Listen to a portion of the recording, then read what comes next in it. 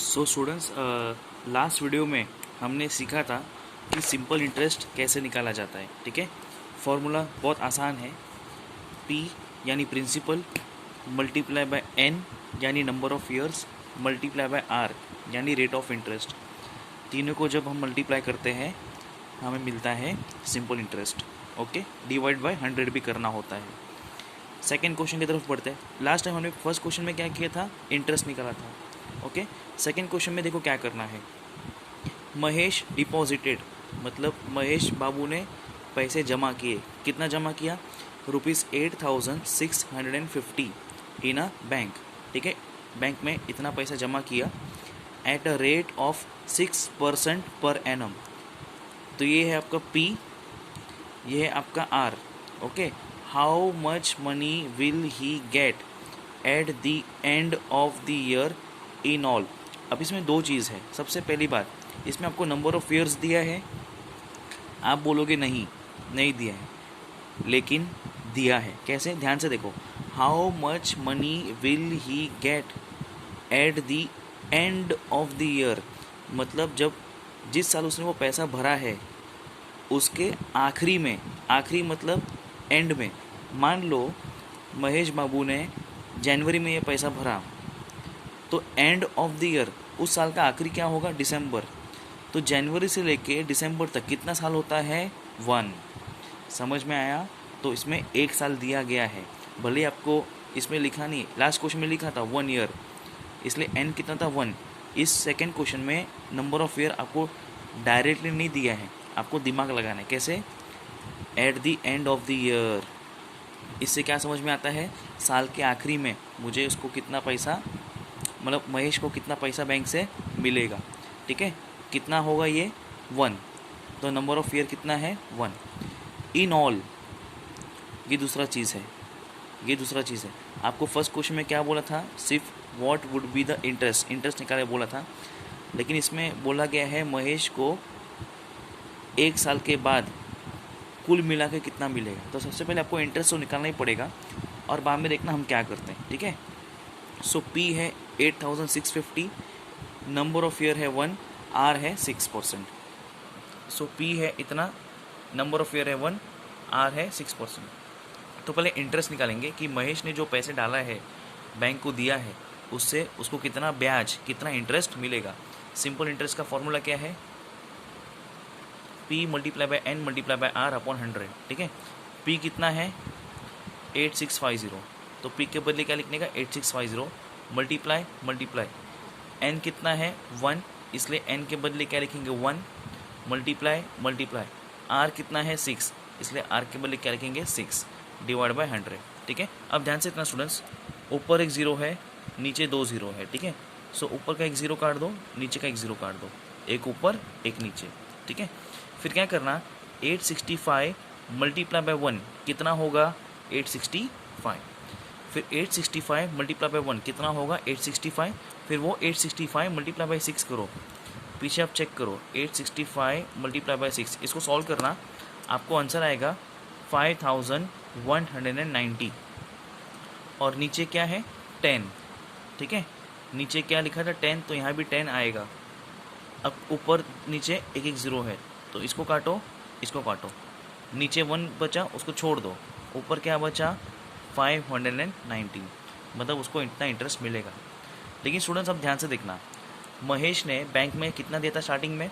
8,650, जो उसका प्रिंसिपल है, और एक साल के बाद उसको इंटरेस्ट कितना मिलेगा बैंक से? 519। तो महेश को कुल मिला के, क्वेश्चन में क्या बोला है? इन ऑल महेश को कुल मिला के बैंक से कितना पैसा मिलेगा? जो उसने प्रिंसिपल भरा था वो तो उसको मिलेगा ही, है ना? ये जो भरा था वो तो उसको मिलेगा ही, उसके साथ और क्या मिलेगा उसको? इंटरेस्ट। सो जो उसको मिलने वाला है उसको क्या कहते हैं? अमाउंट। ये वर्ड आपने सुना रहेगा, अमाउंट। कितना मिलेगा? प्रिंसिपल जो उसने भरा था वो तो उसको मिलना ही है, प्लस इंटरेस्ट, उसका ब्याज। प्रिंसिपल कितना था? 8,650 हमने ऊपर देखा था, और इंटरेस्ट कितना है? इंटरेस्ट यानी सिंपल इंटरेस्ट कितना आया था? 519। दोनों को प्लस करना, आंसर आएगा 9,619। आप प्लस करके देख लो। ठीक है, तो समझ में आया? ₹8,650 उसने भरा था बैंक में, और उसको एक साल बाद कितना मिलेगा? 9,619। ये नंबर क्यों बढ़ गया? क्योंकि उसमें उसका इंटरेस्ट भी जुड़ गया, उसको इंटरेस्ट भी मिलेगा। ओके, सो स्टूडेंट्स, ऐसे ही मैं आपको क्वेश्चन नंबर 3 और क्वेश्चन नंबर 4 होमवर्क दे रहा हूँ, आपको समझाऊंगा, डोंट वरी, आपको समझा के बताऊंगा।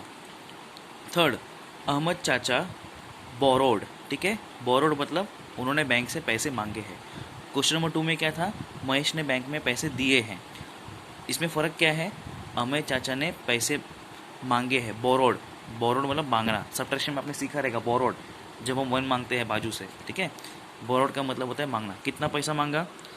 ₹25,000। तो ये है आपका पी, ठीक है, ये है आपका P, principal eight 12% per annum. ये कितना है? ये आपका आर।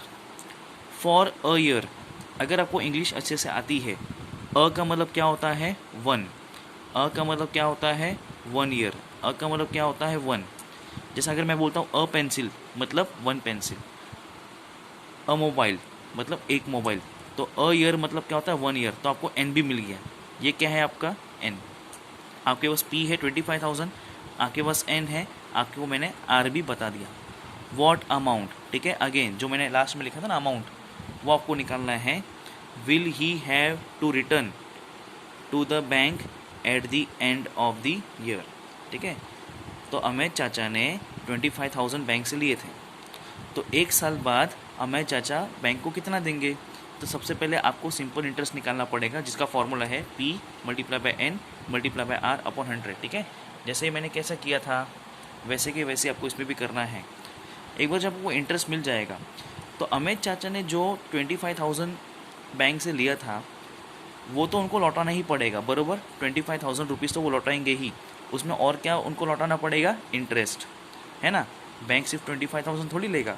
एक साल के लिए बैंक ने हमें 25,000 रुपीज़ दिया है बैंक ने अमित चाचा को, तो अमित चाचा को और भी ब्याज देना पड़ेगा ना, इंटरेस्ट देना पड़ेगा। तो क्या करने का? पहले सिंपल इंटरेस्ट निकालो, और आपको क्या निकालना है? अमाउंट। तो अमाउंट का फॉर्मूला क्या है? Principal plus interest. प्रिंसिपल तो आपके पास 25,000 है ही, क्वेश्चन में दिया है, और इंटरेस्ट कितना है जब आप सॉल्व करके निकालोगे, दोनों को प्लस कर लेना। जो आंसर आएगा उसका मतलब क्या? उतना पैसा उसे बैंक वाले को वापस लौटाना है। समझ में आ गया? पूरा क्वेश्चन नंबर 2 जैसा ही है, बस फ़र्क क्या है? क्वेश्चन नंबर 2 में महेश ने बैंक में पैसे दिए थे, और इसमें थर्ड क्वेश्चन में अमित चाचा ने बैंक से पैसे लिए हैं, ठीक है। बस यही फ़र्क है, स्टेप्स वही है जो सेम है। पहले इंटरेस्ट निकालो, फिर अमाउंट निकालो। Last question, Kisan Rao wanted to make a pond in his field. अपने फील्ड में उसको एक पॉन्ड बनाना था, ठीक है। पॉन्ड आप जानते हो, पानी वाला। ही बोरोड, ठीक है, उसके पास पैसे नहीं थे तो उसने क्या किया? बैंक से फिर से पैसे लिए। कितना? ₹35,250। ये हो गया आपका principal from a bank at an interest rate of 6% per annum. Rate कितना है? आर कितना है? 6%। How much interest? आपको सिर्फ इंटरेस्ट निकालना है। लास्ट क्वेश्चन में अमाउंट बोला था तो अमाउंट निकालना था, इसमें सिर्फ आपको इंटरेस्ट निकालना है, अमाउंट मत निकालना। जब टीचर आपको जितना पूछती है उतना ही बताने का। अगर आपको पूछती है व्हाट इज़ योर नेम, तो अपने दादाजी का नाम मत बताओ, जितना आपको पूछा गया है उतना ही करना है। लास्ट क्वेश्चन में आपको अमाउंट निकालने बोला था, इसलिए आप पहले इंटरेस्ट निकालोगे फिर अमाउंट निकालोगे। लेकिन इस क्वेश्चन में क्या बोला है? How much interest. आपको सिर्फ इंटरेस्ट निकाल के आंसर ख़त्म करना है, ठीक है। How much interest will he have to pay to the bank at the end of the year. Again यहाँ पे आपको नंबर ऑफ ईयर दिया है क्या? नहीं। आपके पास पी है, आपके पास आर है, आपके पास नंबर ऑफ ईयर एन नहीं है। लेकिन इसमें लिखा है ना and of the year, second question जैसा, एंड ऑफ द ईयर मतलब एन कितना है आपका यहाँ पे? 1 ईयर। 1 क्यों? क्योंकि साल के आखिरी में भरना है। मान लो जनवरी में उसने बैंक से पैसे लिए थे, तो वो भरेगा कब? साल के आखिरी में, दिसंबर में। तो जनवरी से दिसंबर कितना साल हो गया? 1 साल हो गया ना, इसलिए एन कितना है? 1, ठीक है। आपको मैंने पी बता दिया, आपको मैंने एन बता दिया, आपको मैंने आर बता दिया। So P multiply by N multiply by R upon 100, जो आंसर आएगा वो है आपका सिंपल इंटरेस्ट। वहीं पे आपका आंसर खत्म, ठीक है। सो यहीं पे हमारा चैप्टर खत्म होता है। आई होप आपको समझ में आया है। पीछे आंसर्स टेक्स्ट बुक में दिए हैं, आगे तो वेल एंड गुड, नहीं तो मुझे पूछ लेना, I will help you out. Please practice करना स्टूडेंट्स, बहुत ईजी है।